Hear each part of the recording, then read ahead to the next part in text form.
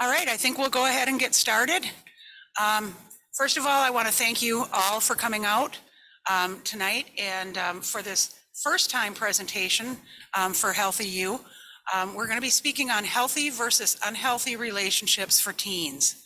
And it's a very, very important topic.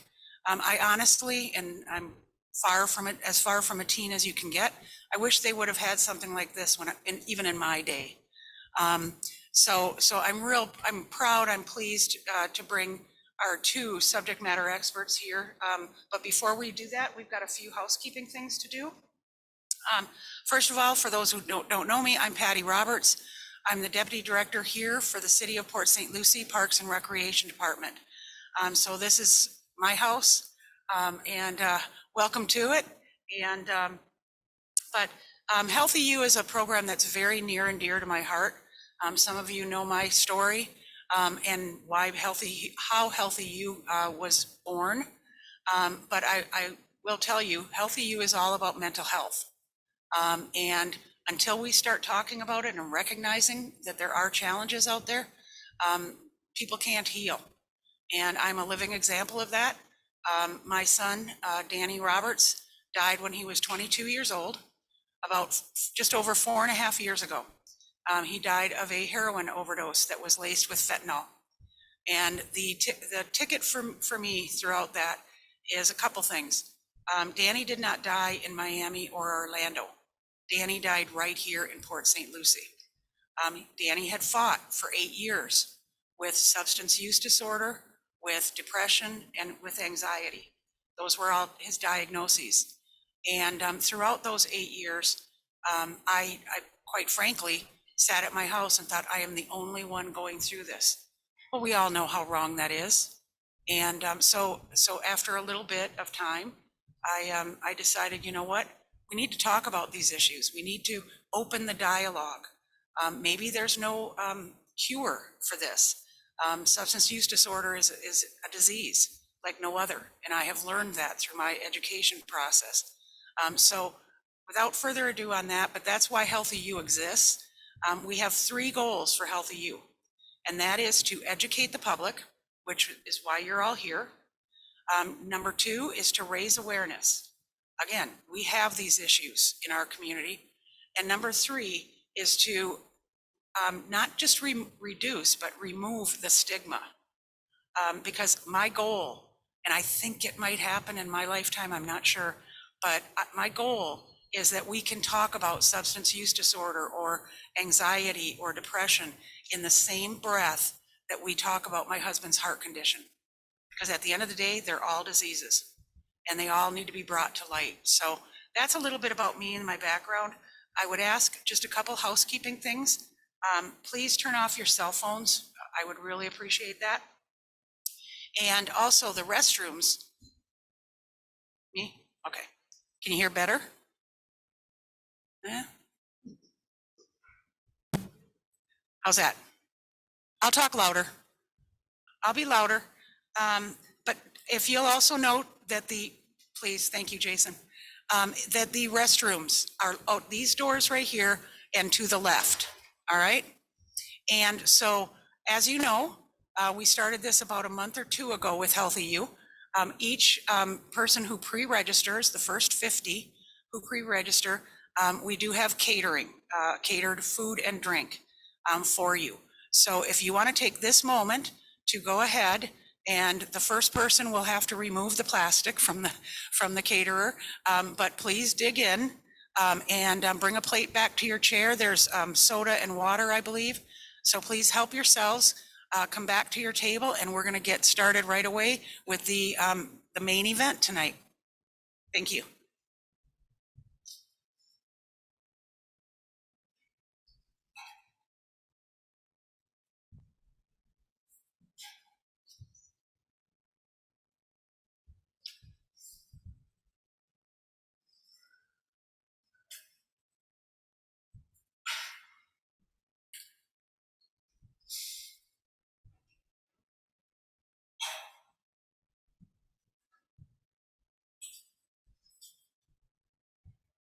You okay?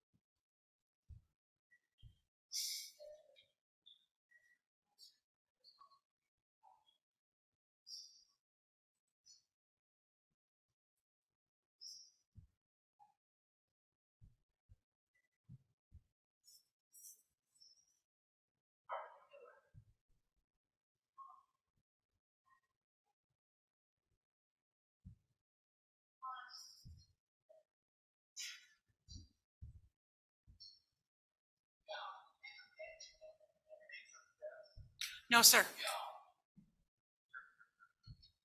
I don't have enough for everyone, but yes.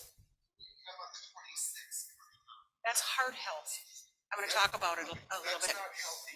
No, sir. It's my other new program, Wellness Connection. That's health related.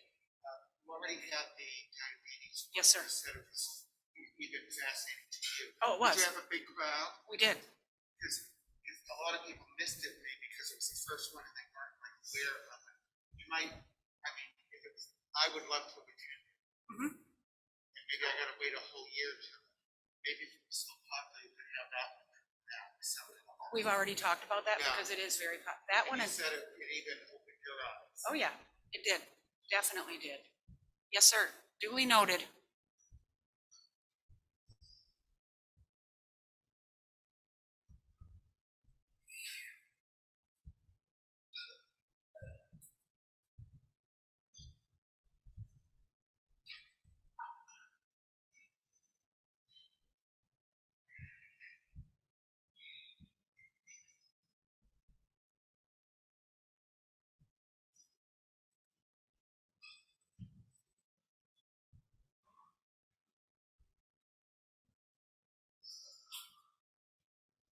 Oh, thank you so much. No, I believe they have a soda or a drink.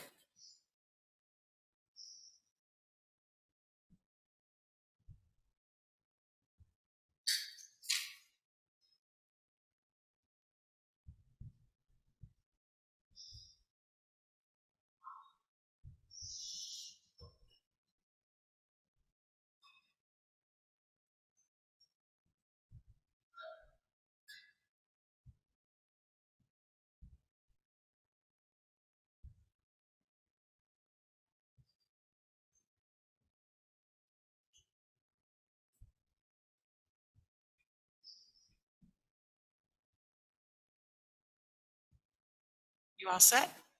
Awesome.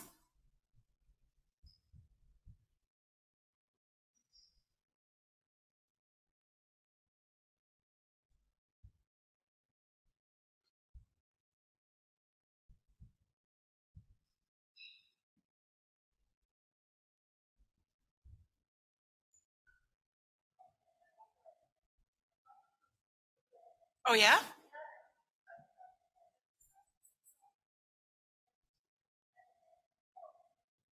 Oh yes, absolutely. I'm so glad I was glad to see your name on the list. Yeah, I was happy to see that. Awesome. All right. Well, I hope everyone is enjoying I believe it's a healthy meal, right? Maybe. Is it? Oh, thank you. Thank you. Not for me. I didn't cook, but glad to hear that. I do want to just talk a little bit about the coming months of HealthyU, because just for clarity, there are now 2 programs that we run here of many programs, but HealthyU deals primarily with mental health. Those of you regulars know that. We also have a brand new program that's called Wellness Connection. It's very similar to what you're doing tonight, except the topics are on health related topics. And the other exception is pretty much every session of HealthyU is right here at the community center. Whereas Wellness Connection, I'm trying to get out to every district within the city. So our first session of Wellness Connection was on diabetes and nutrition. Very well attended, very interesting. And that was held over on the east side at our Mid-Florida Event Center. The next session is the end of this month, January 26th. And that topic is going to be heart health. And we've got a great presenter coming out from the American Heart Association, and she is going to speak on that. That session will be held at the Oxbow Eco Center, and that is located on 25th Street, off of 25th Street here in Port St. Lucie. So I urge you, again, if you want to come to that heart health, it's open to the first 50 who pre-register.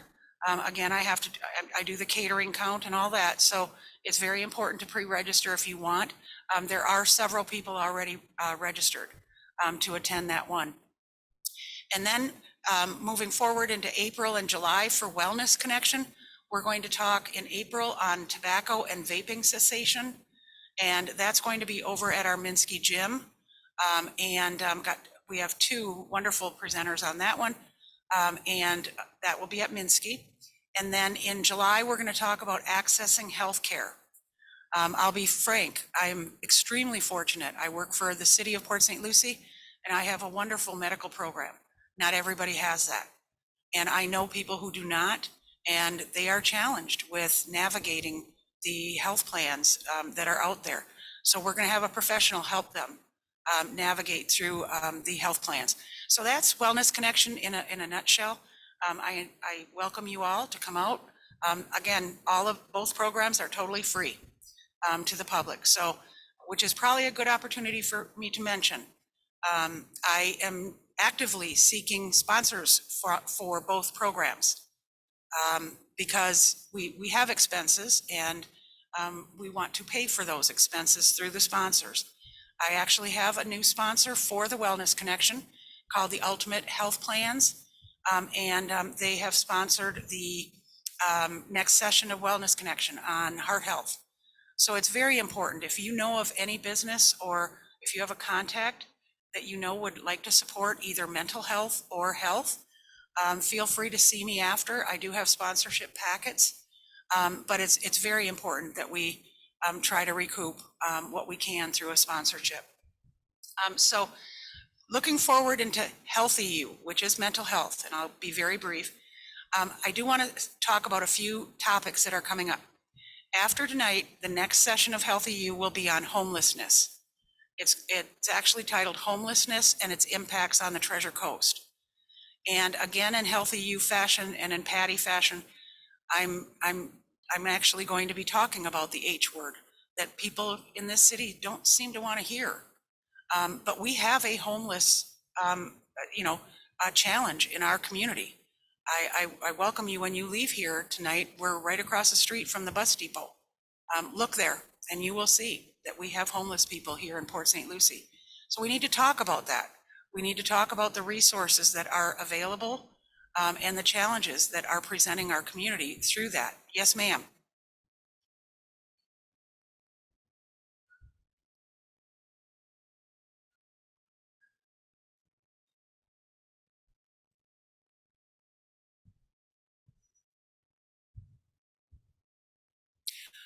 The ladies, and here's another piece of our meetings that we have here, our program.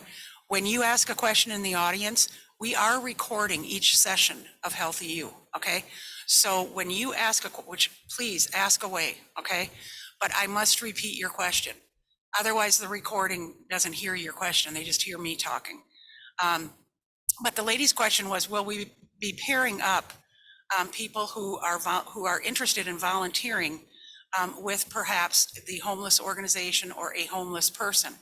I will defer that. I've got two presenters, a third potentially coming.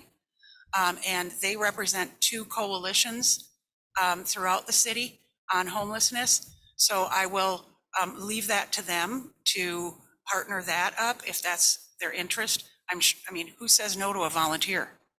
I know I don't. So excellent question, but yes, we will be talking about homelessness on February 1st, and then moving forward from March throughout the remainder of the months.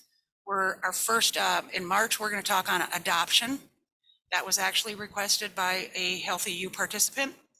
And then we're going to talk resilience building. That means how to be strong amid, adversity. We'll be talking substance use disorder. Every year I will talk the opioid epidemic. But this one, we're also doing a session new to HealthyU on substance use disorder with alcohol. That is a new topic for me to present, not me, but to present, because it's not my lived experience, and yet it's a major need in the community. We'll talk on bullying. We'll talk suicide awareness. We'll talk post-traumatic stress disorder. Just read a headline today about in Martin County, a gentleman who was diagnosed with PTSD. So we're going to have a subject matter expert talk about that. We'll have a panel of veterans at that session also talking about PTSD. And We'll talk about anxiety reduction techniques to use in nature. For those of you that might know me, this is a new one we're going to do. It's the only session that will be held off-site, and that will be at our beautiful botanical gardens. And I've got a therapeutic recreation specialist coming from HCA Lawnwood. And what he does is he gives you very practical exercises in meandering through the gardens on how you can reduce and manage your anxiety. So I'm real excited about that one. And then we'll close out the year with our depression and holiday stress in December. So those are just a few snapshots. Again, if any of those topics interest you, please go online to cityofpsl.com/HealthyU and choose whichever session you're interested in and get pre-registered for those. So now what I'd like to do is move forward right into the heart of why we're here. And that is, I would like to just briefly introduce our two main presenters, and then they will come up and share their presentation on healthy versus unhealthy relationships for teens. So Kevin Howard is here with us tonight. Kevin received his Bachelor of Science degree in Physical Education and Wellness from West Virginia Wesleyan College. Kevin has worked for the Florida Department of Health in St. Lucie County since May of 2013 as a Human Services Counselor 2 for Teen Choices program for the Florida Department of Health in St. Lucie County. Kevin is responsible for the promotion of helping teen boys become responsible and make healthy choices as they navigate through their teen years in their daily lives. His responsibilities are varied, but include individual case management, classes, group presentations, community outreach events, as well as being the lead case manager within the Teen Choices Department. The second presenter we have that is accompanying Kevin is Carson Van Weidengarden. Pretty good, huh? Okay. And Carson is fairly new to the city of Port St. Lucie, so let's all welcome her to Port St. Lucie. A great city to live and work.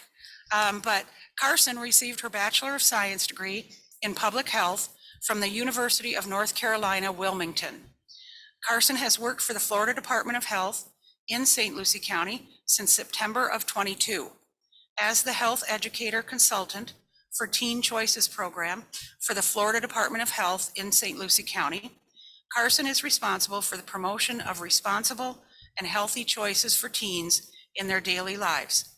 Her responsibilities are varied, but include classes, group presentations, as well as community outreach events within the Teen Choices Department. Well, who better two people to present on healthy versus unhealthy relationships for teens?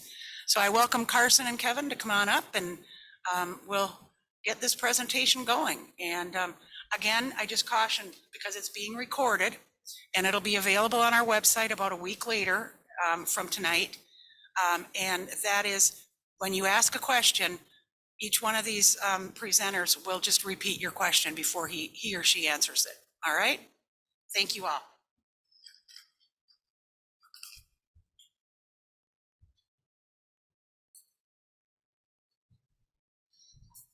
Thank you, Ms. Roberts. Good evening, everyone. As she said, I'm Kevin Howard with the Florida Department of Health in St. Lucie County.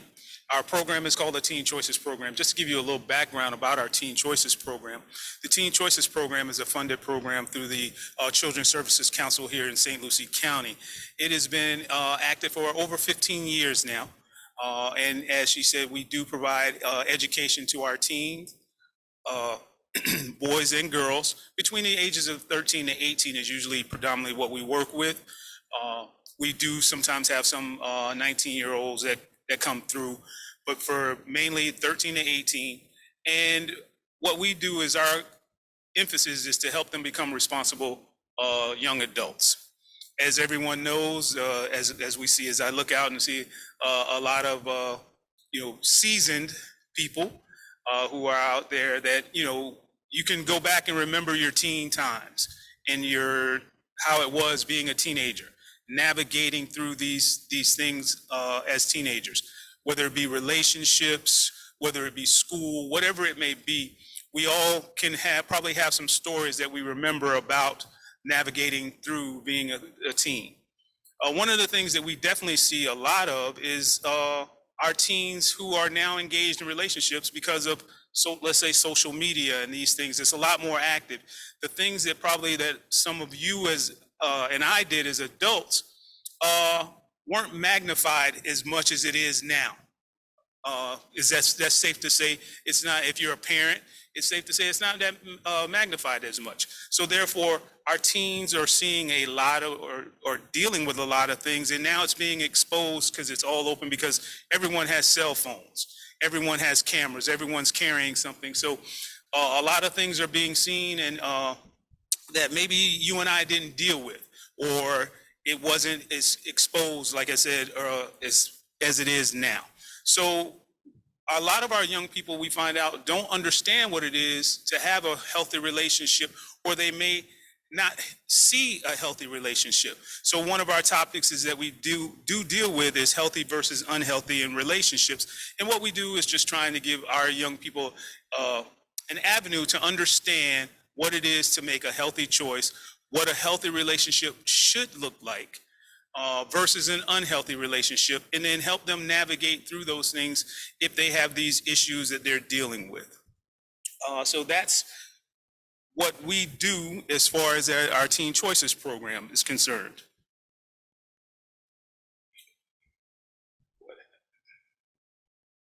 Sorry about that.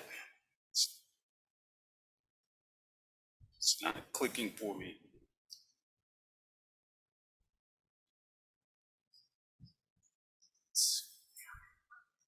Yes, ma'am.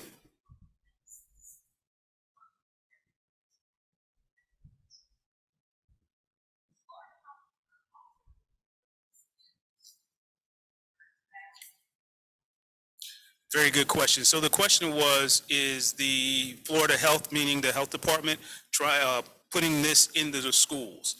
And that is a good question. Yes, we were in the process of doing that. Unfortunately, some things have come down from the state level that have kind of put a halt on that. But our emphasis is to get back into schools to provide these. We used to go to our high schools a lot. We had a very good working relationship with our high schools to provide these to the students. And as I said, unfortunately, some things have come down, but as soon as those get corrected, we are hoping that we will be able to go back into the schools again.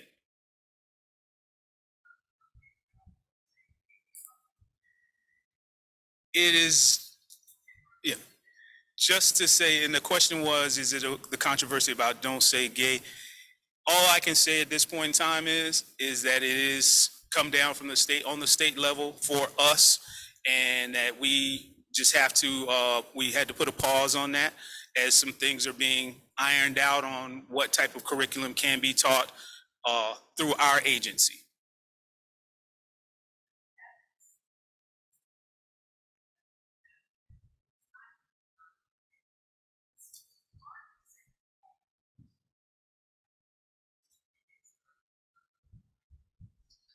So the question was about advocacy of the people, and we can all say that, of course, that's going to be definitely something that you should do.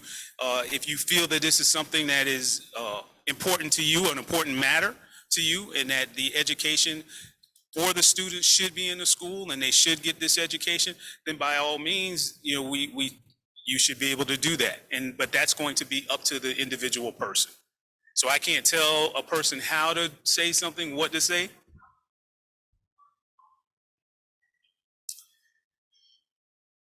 Let's just say I can tell you Florida Health is advocating to do the right thing and that put the proper things in the classrooms to help educate our kids to make them become responsible young adults. All right. So let's see if I can get this, because it doesn't want to move now. We did. Why is it not?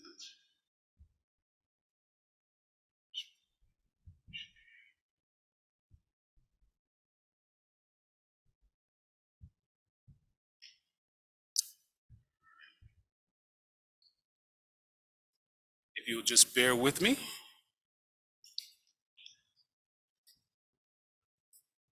Arrows. Yes, like it's frozen. Even the enter won't even go.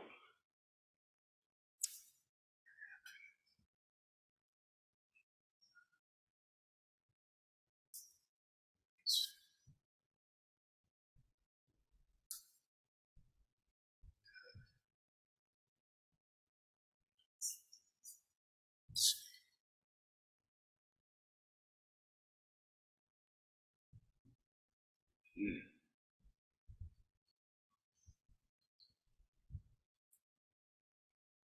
This isn't good because it was.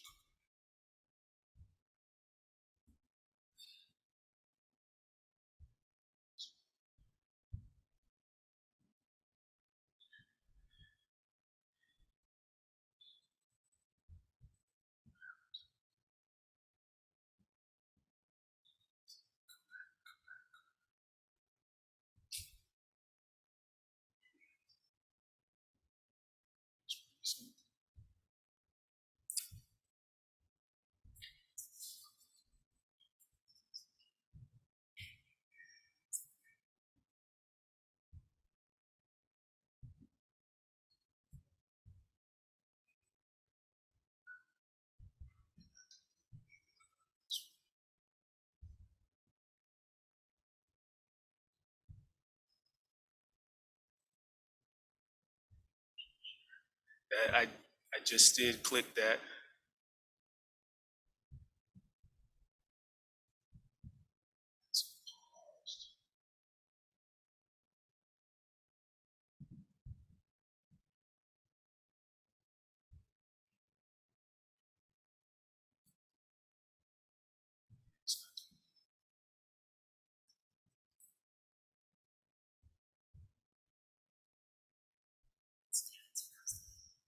So unfortunately, now the computer is frozen on us. And it did.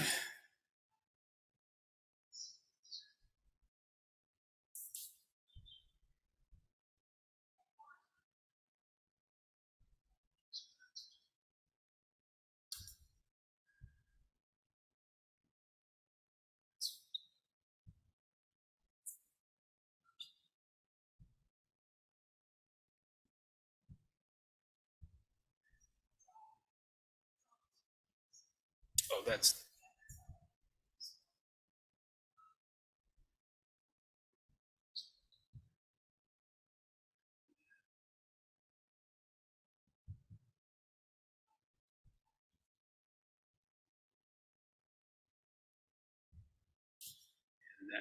the right. That's the what we're looking for.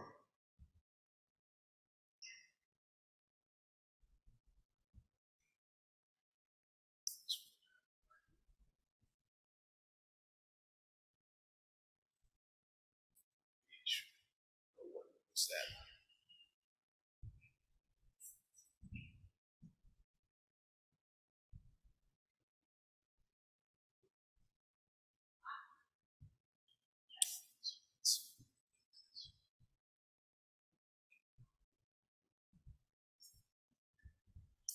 There we go. All right. Thank you for bearing with me. So our three learning objectives on what we want to hopefully accomplish out of tonight is one, to identify how to identify inappropriate and appropriate behavior. Two, to find new and healthier ways to express displeasure in a relationship. And three, learn new ways to cope with the emotions that come in relationships. The characteristics of some appropriate behavior in a relationship are some of these things, and I'm sure we can find and add more to it. The elements of a healthy relationship include communication. I think it's safe to say everyone can say in it, whether it be young or, as I don't like to say old. I usually, like I say seasoned.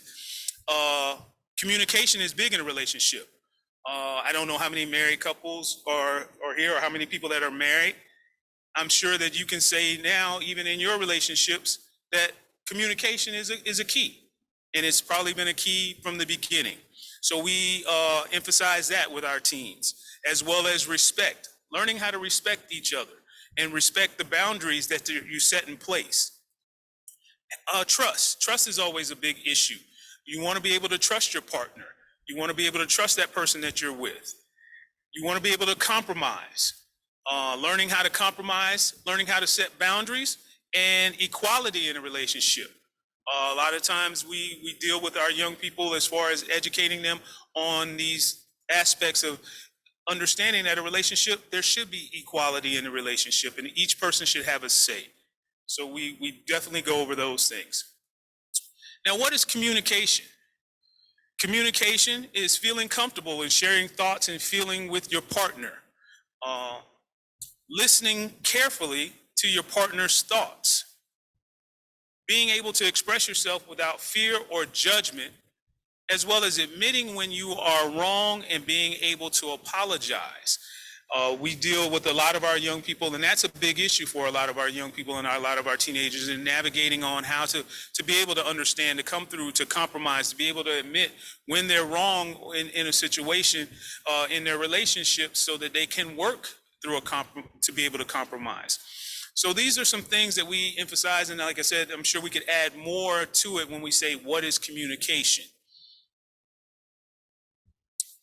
Then we go in and we teach them and talk to them about what is respect, and how do they value their partner, or their independence, and letting their partner have that independence, letting that partner be able to be free and to do the things that they like, as well as doing the things that they like together with each other. Liking each other for who you are. To be able to accept that person for who you are. If you chose that person, then you should be able to respect that person for who they are and their individuality.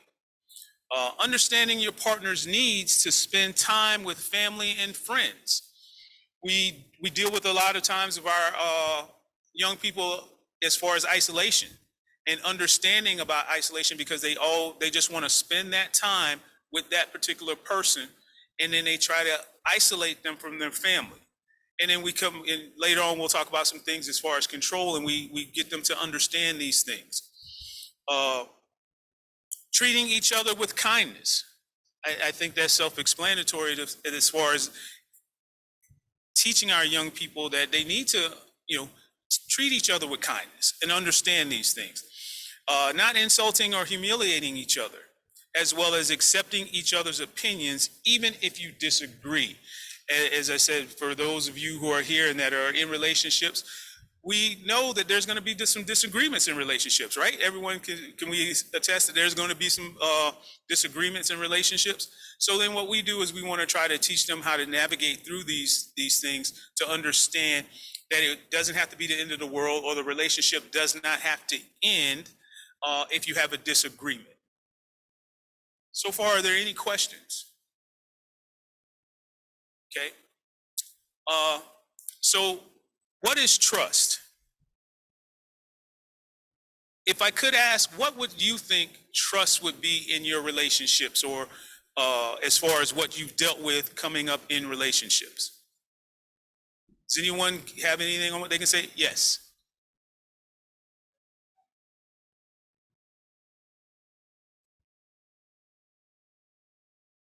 So she said, believing their intention is solely to do right by that person that they're with, right? Very good. So yes, you want to be able to hopefully do right by that person when you're talking about someone in a relationship. Being reliable and responsible. You want that person to be able to count on you, to have your back and you have their back. Feeling comfortable sharing secrets. So when you're in a healthy relationship, you're able to share these secrets with someone, and then that your partner not use them against you. Those are big emphases that we deal with as far as dealing with our young people, especially when I know when I case manage or when I deal with our kids in a group setting, and they are free to speak and ask questions. And a lot of things is sometimes they say, hey, I'm not able to share with my partner. He or she doesn't allow me to share, or they don't take what I say seriously, or they think it's just a joke.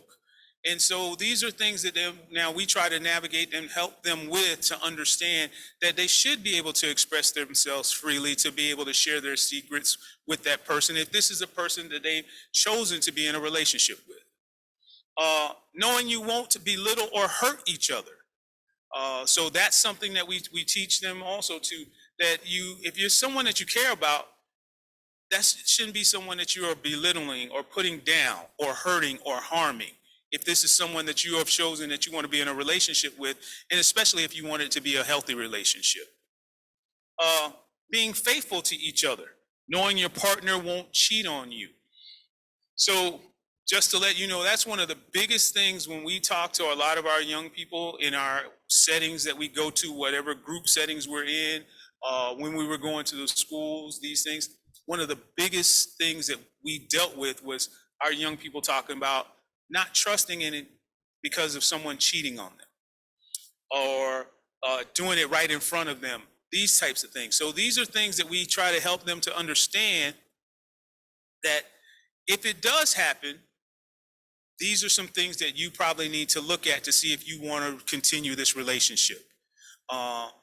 So we want to make sure that they understand that if anything is hurting them or harming them, they need to sit down and evaluate that in their relationship. But one of the biggest things that we definitely emphasize to our young people is we try to get them to understand to find someone that they can trust, that they can talk with. And preferably not their friends, even though they can, but usually their friends know about as much as they know about in a relationship. So I always definitely try to, encourage parent participation. I want the parents to be involved. I want them to understand what the young people are going through, hopefully with an open mind, and then hopefully give them guidance. And then I try to get our young people to understand that parents usually want the best for them. I've never met a parent that said, hey, I want my child to be unsuccessful in anything they do. I've never met them. I've never met a parent who says, oh, I want my child to be in an unhealthy relationship, because that, even though they may be going through that, they say, I've never met someone that they want the best for them. So I try to encourage our parents to be involved, and I try to encourage our young people to get their parents involved. One of the biggest obstacles I face is that a lot of times our young people think that the parents don't know. They don't understand. They're too old-fashioned. Things are different compared to when you were young to now. How many people have heard that before? Yeah, it's a common thing that our young people will tell me. A lot of the kids that I deal with, they'll tell me. But I try to tell them and let them know that nothing's new under the sun. It just comes around. It's recycled. Most of the things that the adults have gone through, or our young people are going through, the adults have gone through at some point in time. Okay, or if they haven't gone through it, they know someone who's gone through it or someone who's dealt with it. Yes.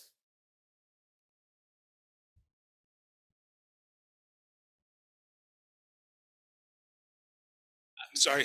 Say that one more time.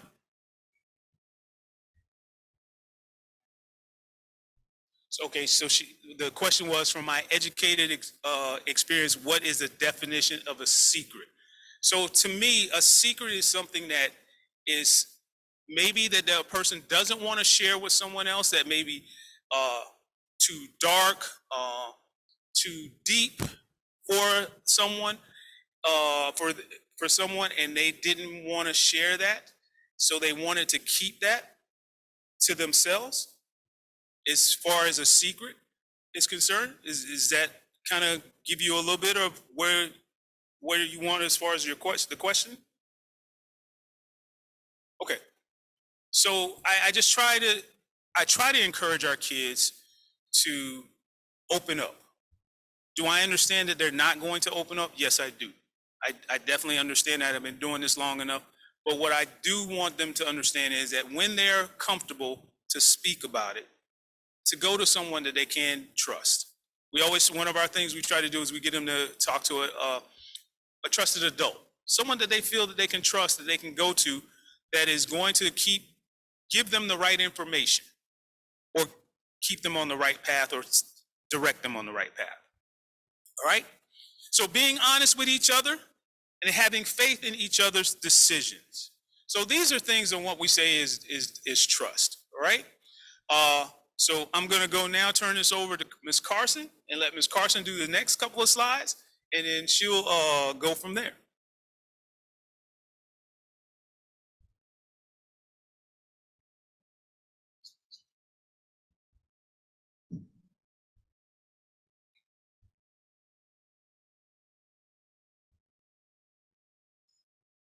All right, hello everyone. So the next thing that we're going to talk about that's a characteristic within a healthy relationship is compromise. So compromise would be working together to balance your needs and desires, taking turns deciding what to do and who to spend time with.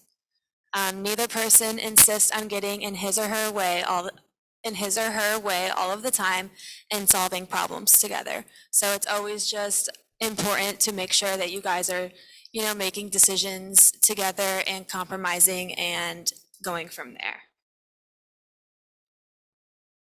Okay, so the next thing we're going to talk about are boundaries.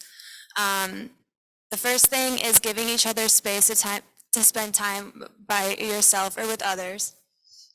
Like Kevin said earlier, we want to make sure that it's really important that they don't feel isolated and that they feel like that they can have time to spend with friends and family, and not all of their time has to go 100% to their partner.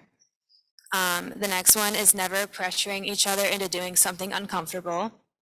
And then the last is recognizing each other's separate identities and values.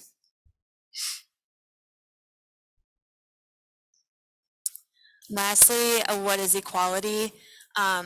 Both partners can express themselves and making decisions together, and both partners consider each other's opinions and needs when they act. So we just want to make sure that both partners are equal and that it's 50-50, and not one person in the relationship is making most of the decisions and bossing them around and telling them what to do, and that it's more coming from both sides. Okay, so next we're going to dive into the characteristics of inappropriate behavior in a relationship.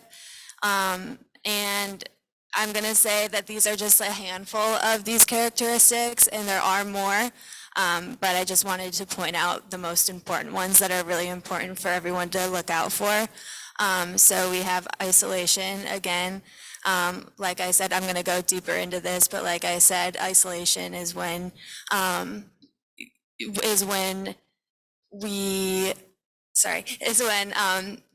your partner just, tells you what to do. It tells you that you can't, hang out with family and friends, and that they just want to spend all of their time with you because they love you so much, and that's just how they want it to be. Also jealousy, possessiveness, name calling, controlling behavior, threats of self-harm, non-consensual sex, and then physical abuse. And we're going to go all into that right now. So isolation, again, I just mentioned this, when your partner doesn't want you to spend time with other friends or family, and your partner wants to be with you all the time. And then I will say that these are signs of emotional abuse. So we want to look out for not only emotional abuse, but physical abuse, mental abuse, sexual abuse, all of that type of stuff. Next, we're going to go in and talk about what is jealousy. An example of this would be when your partner gets jealous. Say that you have a friend of the opposite sex, and your partner will get jealous of you talking to that person and tell you not to do that, and then it causes a huge fight. So that's an example of jealousy. Another example is that your partner gets jealous when you give other people too much attention. And again, these are all signs of an emotional abuse.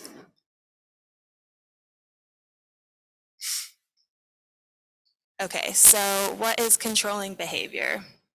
Which this is another sign of a characteristic of an unhealthy relationship. So the first one, it states that your partner tells you what you can and cannot wear. Your partner tells you what to do all of the time. Your partner calls or texts you multiple times a day to check up on you. Your partner controls your finances, and your partner controls or manipulates your birth control. Does anyone have any questions as of right now before I continue? Everybody understand the characteristics so far of an unhealthy relationship and what that means? Yes. Okay. Next, we have what is sexual abuse. This is when your partner threatens you into sexual activity when you don't want to and you don't feel comfortable doing that. Touching your partner's body in ways that are not consensual or makes them feel super uncomfortable. And lastly, making threats, whether that is implied or real, to leave the relationship if your partner doesn't consent to sexual activity.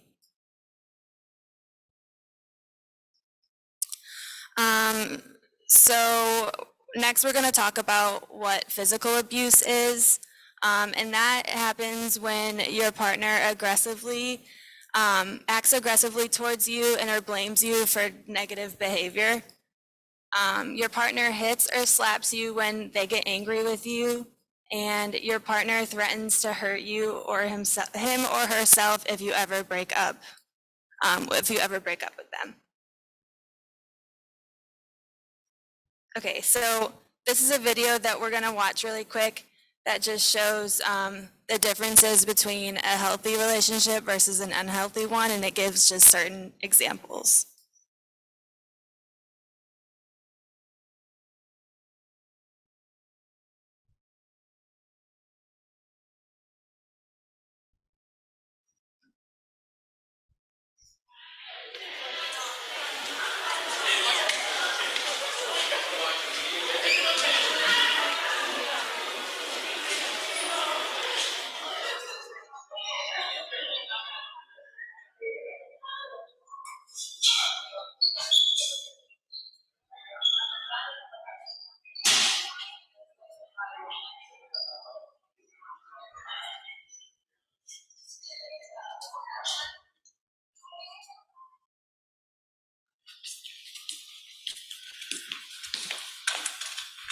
Let's go. When? We're skipping.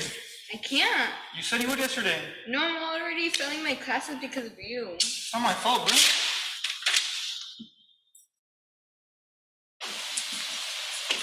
You took class? No, I have to catch up on all my classes. Yeah, we just did, right? Yeah. Alright, welcome to class. 25, we got it. You think about it? Yeah, just take a little pre-workout and keep chilling. Alright, bro. For sure. Why are you looking at that? Like what? No, you don't want to look at that.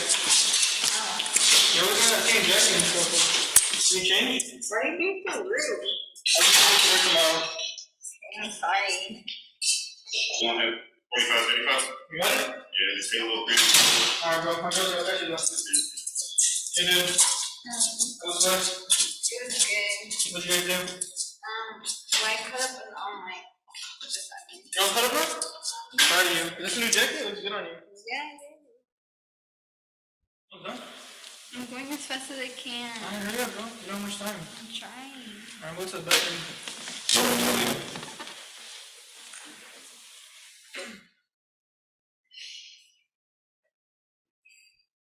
Hey, what you doing right now? I'm doing homework. What about after school? Go home. You gonna go home? Yeah. I mean, you should just hit me up then. You almost done? I have to tell you something. What's up? He was being really weird, and he was like asking me what I'm doing after school. What do you mean? My friend? Yeah, and he was like touching my hair and my shoulder. And he was No, that's not him. You probably started it. What do you mean? He's not like that. Are you sure? No, you're cheating on me. Alright, I'm back. I can tell you something. What's up? Joe was being so weird. Oh, He was like asking me what I'm doing after school, and he's like, "Oh, hit me up and touch you were saying that? me." Yeah. You want me to talk to him for you? And it made me so uncomfortable. I can talk to him if you want me to. All right, I'll talk to him.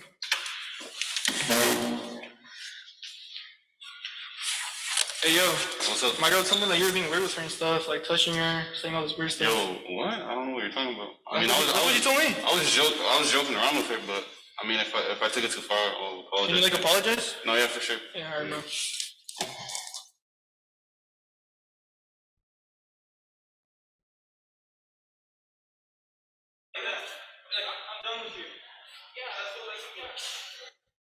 Okay.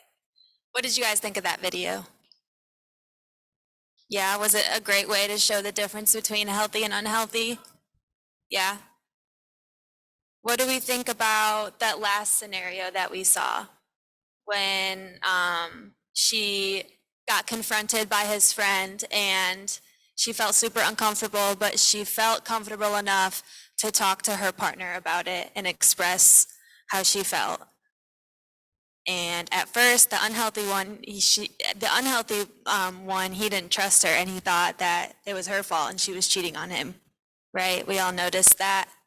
And then the second time around, she was, communicated that, and he was like, okay, I'm gonna talk to my friend and I'll make it okay for you. So that's just unhealthy versus healthy. Okay, so I'm gonna read this scenario to you guys really quick, and then I'll ask you a quick question. Okay, so your boyfriend has always loved spending time with you. Ever since you first started dating, you've seen each other almost every day and most weekends, but you are starting to miss your other friends, so you tell your boyfriend you're going out with your girlfriends on Friday night. He sulks and calls you selfish, then says, I just love you so much that I need to see you. I don't like to share you with anyone else. I need you to come to my house Friday night instead. So based off of the characteristics that we have gone through and that have been explained so far, what do you think is wrong with this scenario? Yes.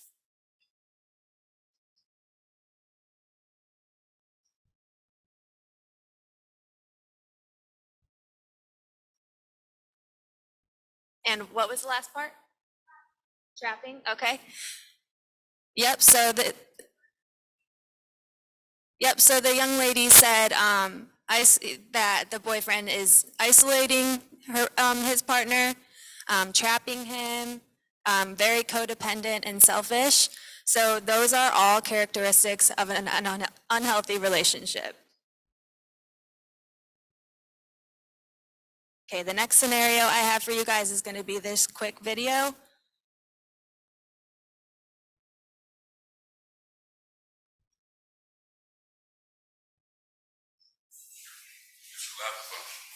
Why? Why does it matter? No, I actually was funny in your phone. Why? Why does it matter? Bro, it doesn't matter. Let me see your phone. Bro, what? Let me see your phone. Oh my God. I have to cover this with makeup. Stop right back. Bro, I just don't want to quit playing with me, bro. You know I can kill you right now. Like that. Quit playing with me. You know. Hello? Alright, baby. You like 5 minutes? You looking at that say it, man. Change your clothes. You look like a fucking slut. Oh my God. Let me see how bad it is. Tell people that he's not gonna ease me. I can't even say nothing. He's gonna kill me.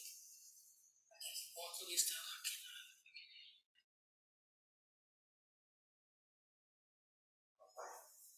Door open.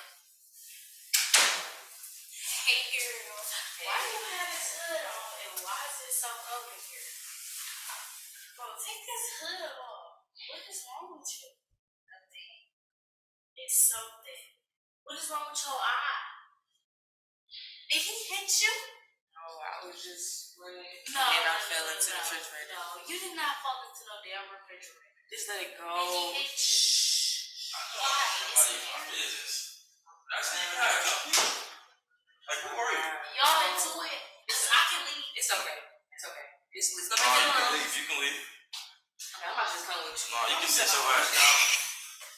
Just give me like 5 minutes. I'll just be out there. This not him. He just drunk right now. Okay? Whatever. See, look what you just started. Like, now she probably on the phone with the police right now. Like, do you want me to go to jail? Oh, now you want to ignore me? You better not say nothing either. Hello, 911. I think my friend is a victim of domestic violence. Can you come as fast as you can? I see him hit her.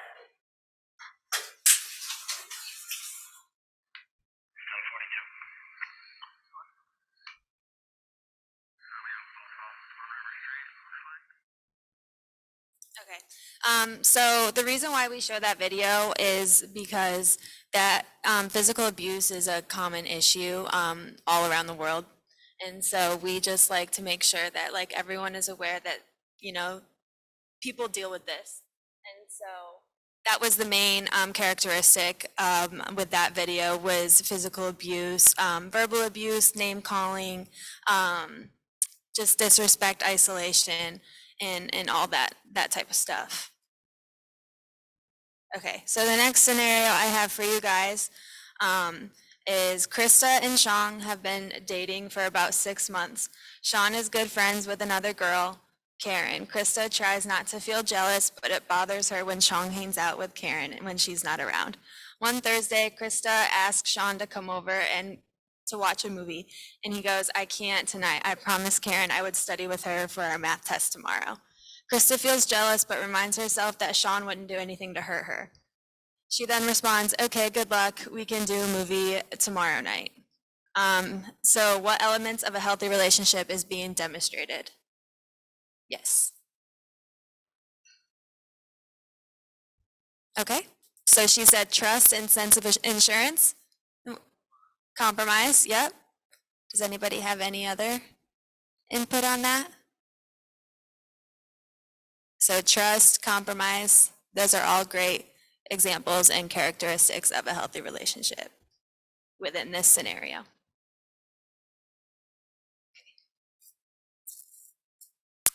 So as we mentioned before, an objective that we wanted to accomplish within this presentation was to express or to explain healthy ways to express displeasure in a relationship. So it's really important that everybody takes unhealthy relationships seriously. Whenever you are experiencing one, you make sure that you want to tell your abuser to stop and get the proper help that they need. And like Kevin said before, we always want to make sure that it's important you have somebody to talk to, whether that is your friend, a trusted adult, parents, grandparents, family members. It's just important that you tell others about the abuse so somebody knows and so you don't feel so isolated and alone and like you can't, you feel trapped and you can't talk to anybody. The more isolated you are from friends and family, the more power your abuser has over you and the more opportunity to control and abuse you.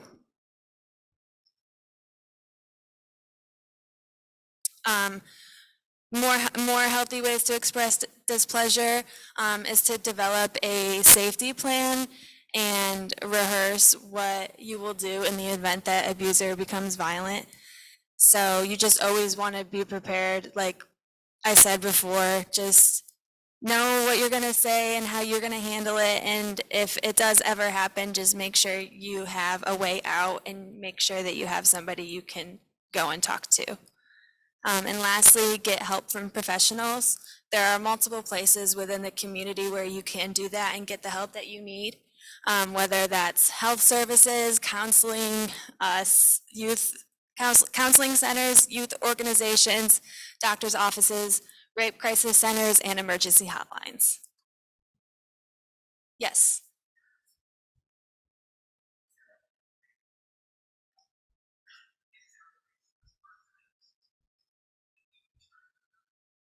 Yeah.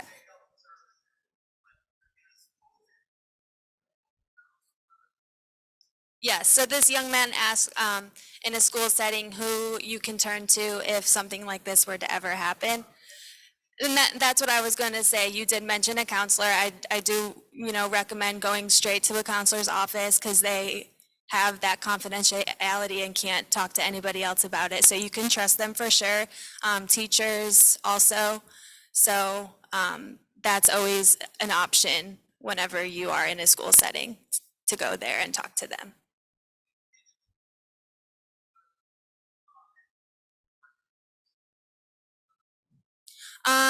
Like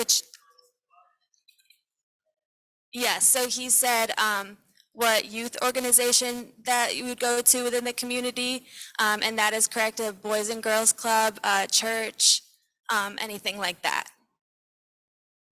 Anybody else have any questions?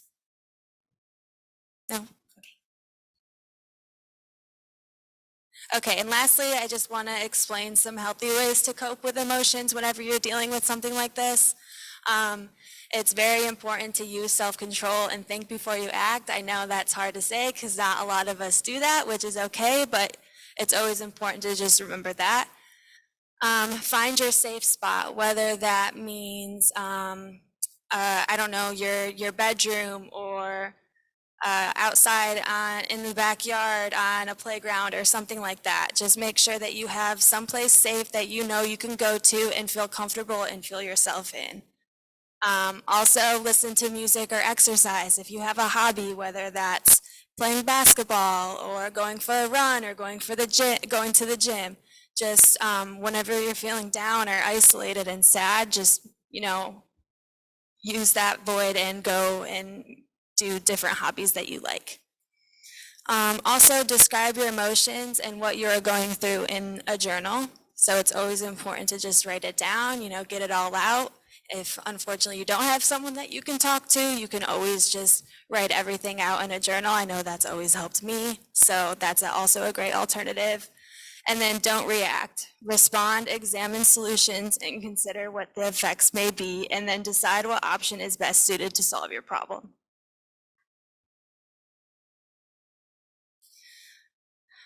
And then lastly, I have a few statistics that I wanted to share with you guys. I have some updated ones as well. So the first one, an estimated 33% of high schoolers experience unhealthy relationships. Relationship abuse can be directed at men as well as women, but young women ages 16 to 24 experience the highest rates of dealing with unhealthy relationships. 23% of women and 13.9% of men have experienced severe physical violence by an intimate partner during their lifetime. In 2020, 1,006 and 1,515 crimes of domestic violence were reported to Florida law enforcement agencies. And then I also added in some more recent ones. As of 2022, about 1 in 12 US high school students have experienced physical violence along with sexual violence, and that's straight from the CDC. Another one is, as of 2022, about 1 in 3 women and 1 in 4 men report having experienced physical violence from a partner, and that's also from the CDC.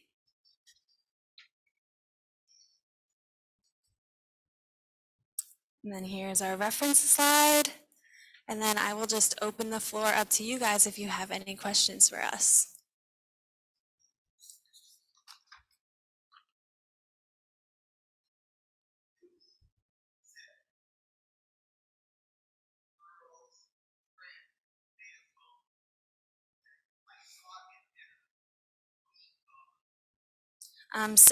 So he is, yeah, so he's asking in the video that we watched when the young girl got on the phone and called whoever whenever her boyfriend hit her.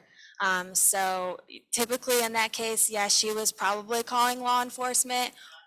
Yeah, law enforcement, 911, or a trusted adult.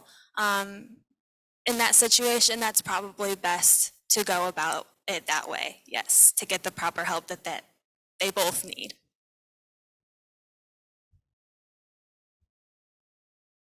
Yes.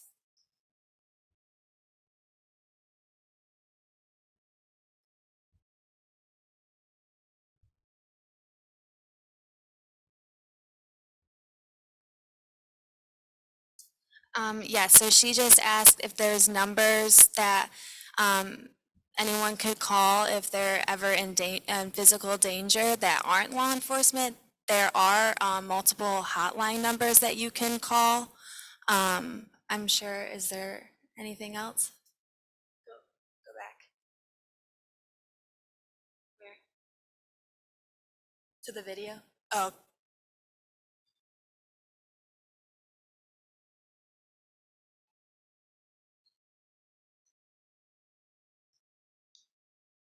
sorry. So yeah, so if you go to the domestic hotline, which is one of the main ones, you go to that one. That is definitely one that they'll ask questions and kind of vet through what's going on, and then they'll be able to direct it to the best way or best agency that is possible for you locally in your area, wherever you're calling to. So that's the number one that we definitely refer to, the domestic hotline. Yes, ma'am.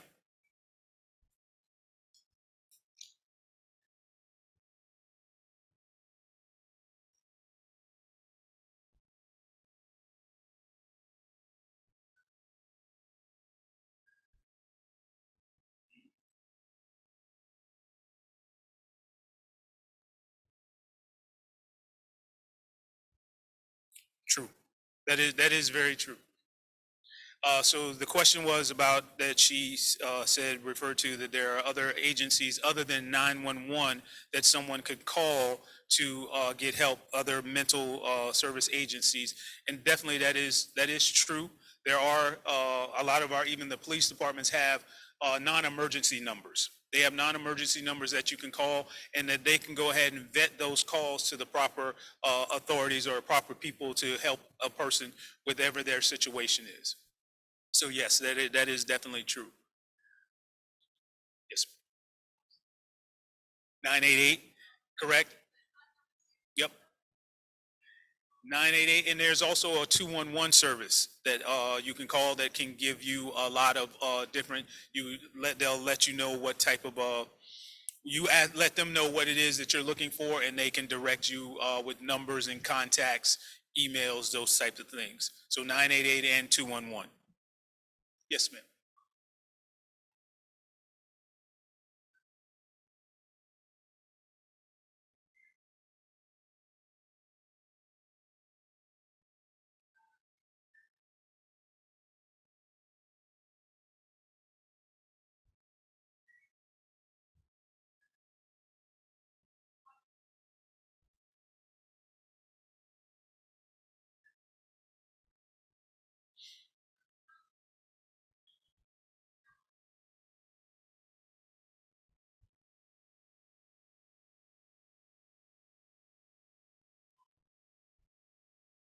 So very good question. So the question was, she was wondering if in school settings, if same-sex couples are getting the same type of counseling or same type of help that is needed, just as same as heterosexual couples.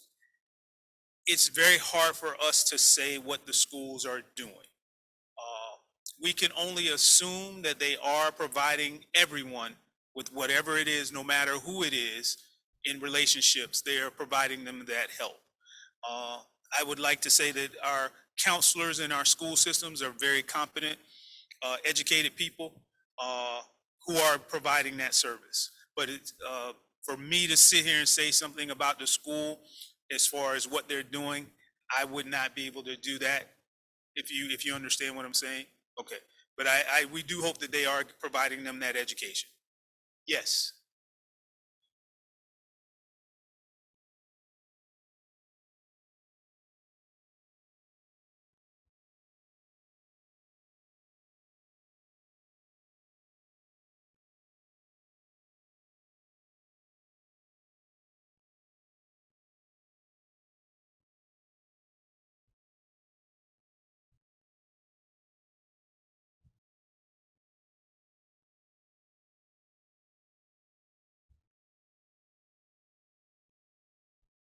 So the question was, is if we knew if they were requirements by the schools that there should be a licensed therapist or that there's a counselor on campus every day to help with questions or situations?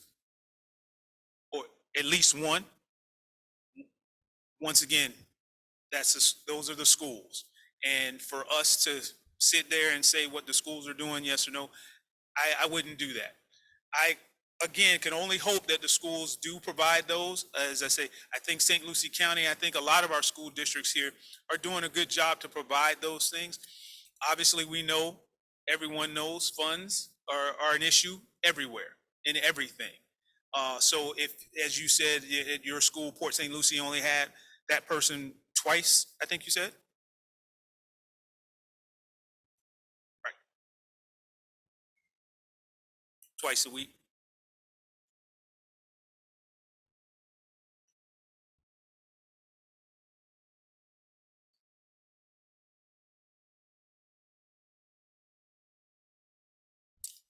Are you talking about a school? So the question was, is there any way to phone a counselor when you're talking about in a school setting or just in general for community?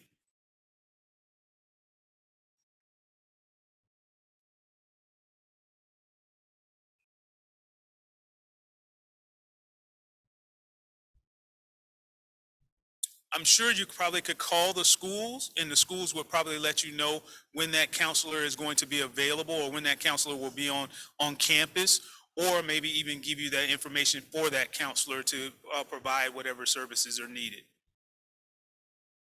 Yes, ma'am.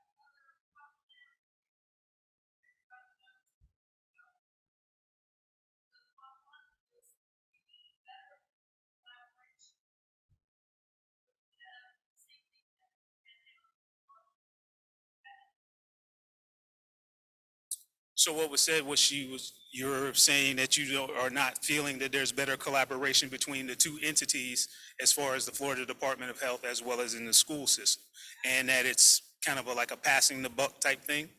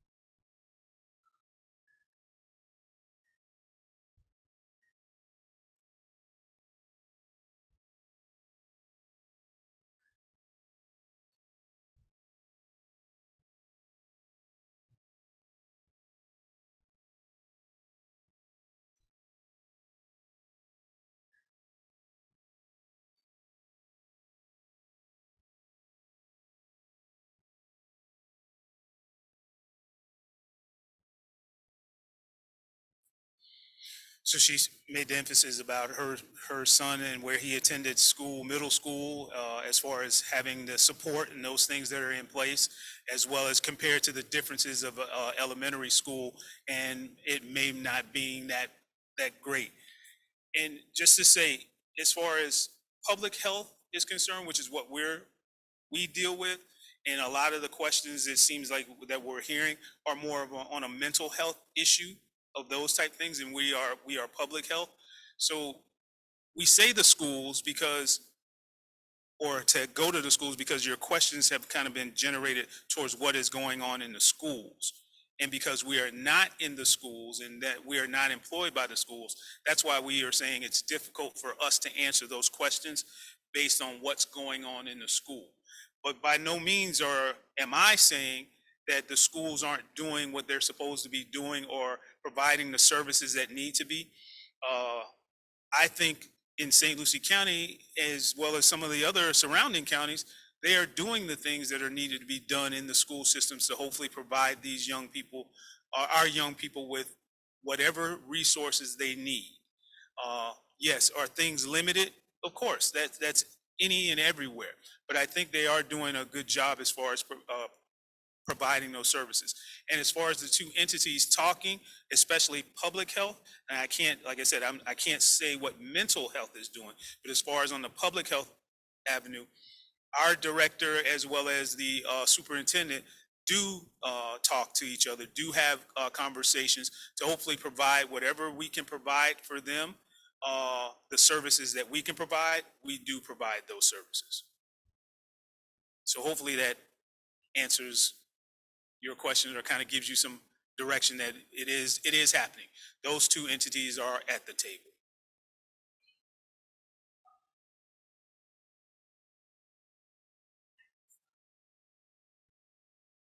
Yes, ma'am. So she said public health, and for her, public health is mental health.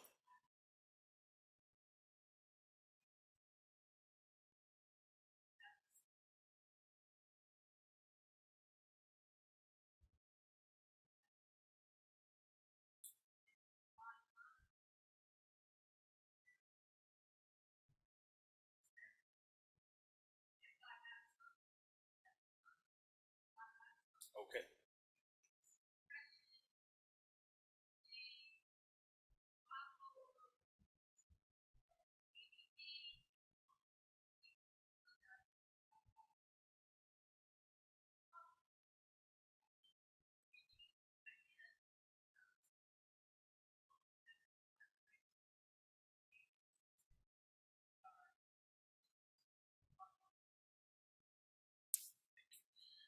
Yes, ma'am.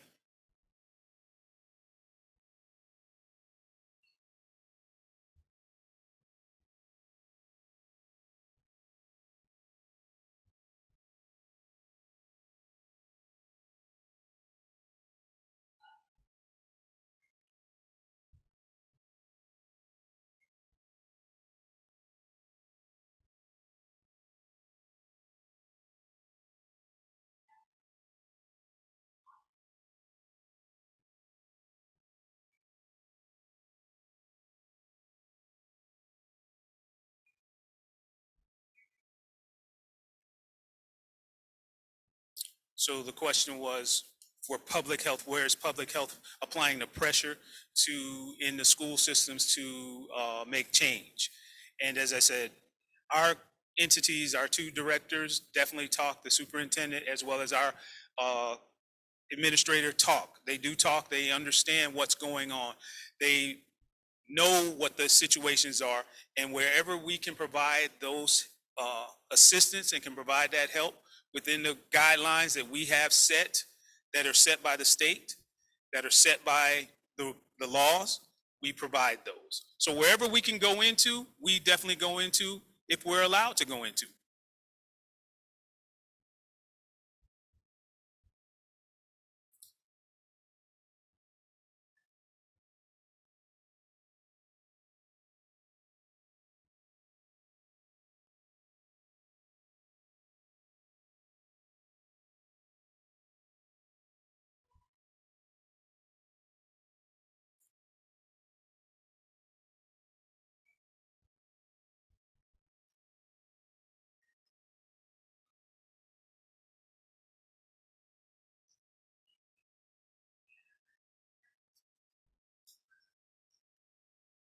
We definitely thank you. Thank everyone.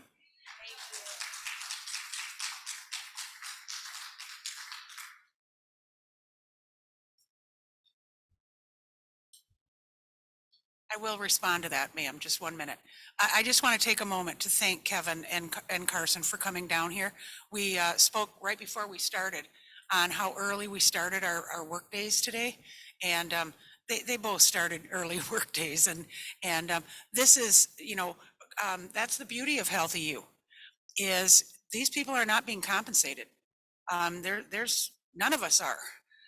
We are doing this for the betterment of the community and trying to educate and raise awareness. The young lady in the audience asked me if I, as Parks and Rec employee, if I get out to the schools to speak on HealthyU. And no, I do not. But I would also offer out, there were a lot of school-related questions tonight. And I understand the Florida Department of Health, it's tough to speak on behalf of another entity that you are not employed by. However, on February 1st, I would only offer out one of the two presenters that are going to be here, excuse me, talking about homelessness on the Treasure Coast. One of those two presenters is from the St. Lucie Public Schools. She is their homeless liaison. And I will tell you, there are some cold, hard facts about mental health and homelessness on the Treasure Coast that are right in the school districts. I discovered through a conversation just today that there are more families living in vehicles in Port St. Lucie that have school-age children than there are the same living in vehicles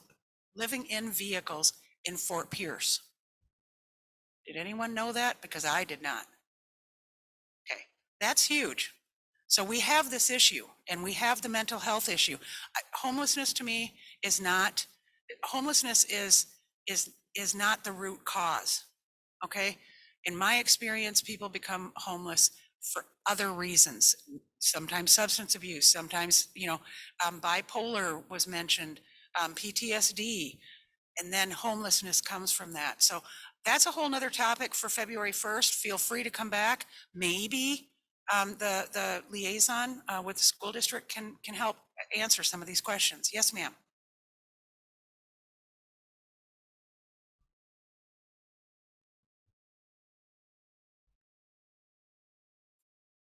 I agree. The ladies said the increase in homelessness because of the pandemic and having to quit jobs and educate stay home and educate your child. I'm sure that coupled with it as well. I'm sure that did. So I do want to just take one moment as we conclude tonight. But I do need to give accolades to these two presenters. Again, thank you. Thank you all. I also want to kind of raise the bar because the two of you were really good about repeating the questions back. And we had a lot of questions. You guys, that's not easy to do. I've had to do it now, and some of you guys regulars know that's really hard to do when the questions go on and on and on, and you're thinking already as a presenter, how do I respond to this? And yet you have to repeat that question. So kudos to Kevin and Carson for that. So yes, ma'am.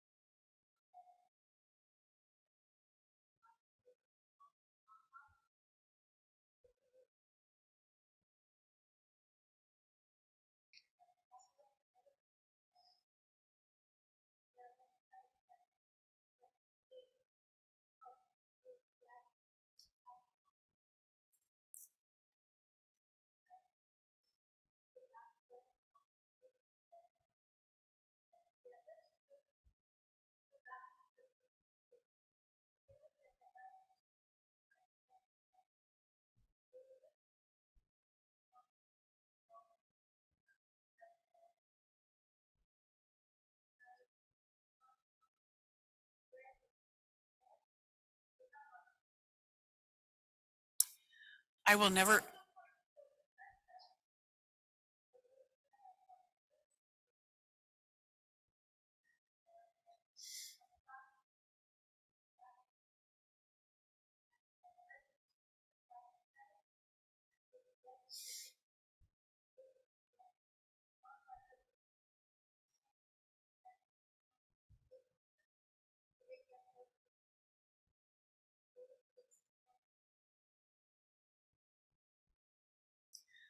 This lady, in a nutshell, essentially said, and I hope I get this accurate, that the dependent shouldn't be just solely on a counselor or a licensed professional, but our home support system needs to be there as well. And the kindness, the generosity, the respect issues, those are all very important.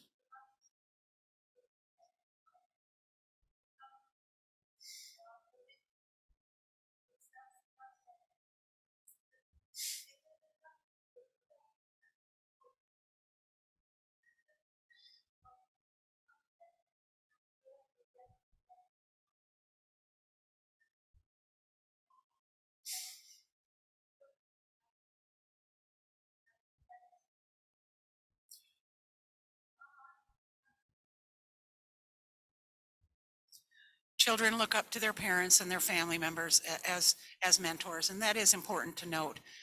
The only final note that I would make, and I thought maybe you would bring it up, is I think Carson touched on it this afternoon tonight, and that is, and I'll get to it in 1 minute, but please keep in mind, and those of you who are regulars, Patty has never, ever stood up in a HealthyU session and sold any of Parks and Rec services. That is not what HealthyU is about. I could do it, but that's not what we're about. But I would simply offer this. Carson touched on it earlier. When you're feeling contemplative about your relationship or wondering, is this healthy? Is this not? One of the resources was get out and do something you really enjoy, a hobby, get a safe place for you to really think things through. You guys have 48 plus safe places, and those are our city parks. They are free for everyone. And again, I urge people, just get out and move when, whether it's an unhealthy relationship, whether you're trying to mull that through, or just trying to feel better about yourself, just get out and move and you will feel better. So I want to thank you all for coming out tonight. I want to thank Kevin and Carson very much for their time.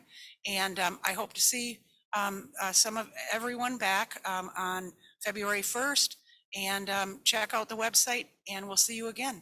Thank you all for coming.